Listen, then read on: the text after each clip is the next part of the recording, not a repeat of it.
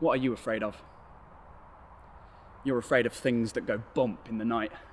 The spindly phantom fingers of the unknown that simply adore and delight in the dwindling of day, the limping of light, that reach out to cripple you, always just out of sight, to stipple and stickle with your might, to sickle you with sharp pangs and pulsations, an invisible knife lurching at your lungs, hitting at your heart and your mind, your life squirming from your skin in beads of sweat, the salty teardrops of plight that pattern pathways down your cheeks in silvery white. But I'm not afraid of the dark, because the monsters I'm scared of don't live under the bed. The real monsters are here, alive and unwell in my head, waiting for the quiet that comes when nothing is said, when everyone's gone home and the laughter stops dead.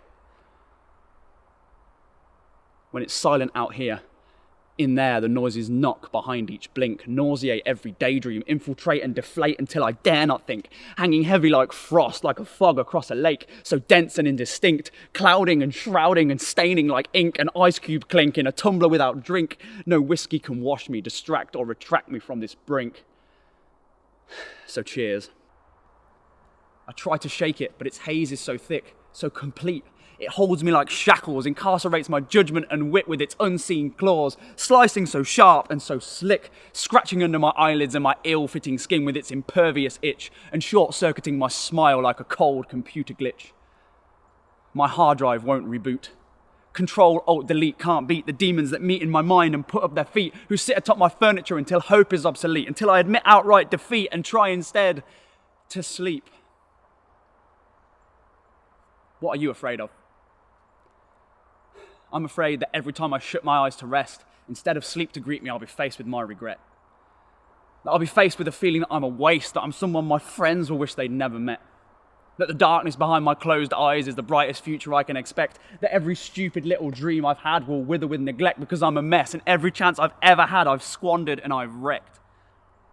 I'm afraid the voices will get louder beneath the black, that the peaceful passing of the moonlight is really some sneak attack, that the weight of my conscience of my decisions will come crashing back, and beneath the wreckage of opportunities that passed, I'll pull out bloody broken shards of glass that rupture my reason and leave my faith dashed. Of course I can't sleep, my mind is so alert, dousing my dreariness in words so filled with truths they hurt, they maim, they pile into poetry, into prose, which my head proceeds to spurt, paralysing me with paragraphs of pessimism. And worse, I believe it, I breathe it, it's all so goddamn true. I'm a failure to myself, to my family, to you. But am I? I don't even know anymore. The moon gives way to sunlight, it's 5 a.m. and my eyes are sore like burnt skin, like sunburn when it's raw and red and radiating, when its blisters begin to score this freckled skin more and more. My eyes only close once I'm so exhausted I fall and my skull hits hard off the spinning, unforgiving floor. What are you afraid of? I'm afraid of waking up, of the silence still being here, a nothingness that gnaws so only I can hear, a quiet crashing commotion like distant waves against a pier, this solitary boardwalk where the wooden slats splinter and buckle whenever I come near, where I'm stood, stranded and alone with my fear. I tread carefully with every half step and stride, knowing it's hopeless because the floor will cave in and the ocean will swallow me alive, and then, beneath the massacre of waves, I'll hold my breath so I might survive, might outlast this tsunami, but no matter how hard I try, no matter how sincerely I strive, helplessly I will always sink and flounder and dive because the monsters in my head are drowning me inside. I'm afraid I'll open my eyes and be frozen where I lie, that the first and only thought I'll have is the one where I want nothing more than to die, nothing less than to cease, so I don't have to fight or to try, don't have to force myself to stand up, to make an effort or arrive on time, to wear a smart suit complete with an expensive bow tie because that's how you make a living, son, that's how you get by. Well, fuck that! Fuck that. What if your expectation is more than I can be? What if that's your answer, but I don't agree? What if the pandemonium in my head won't let me get out of bed before 3 because this crawling in my skin makes me see me as a useless, awful, disgraceful human being? What then? What are you afraid of? What are you afraid for? Why are you afraid of speaking to me about the way I really feel? Why does the idea that the pain is in here make it any less substantial or real?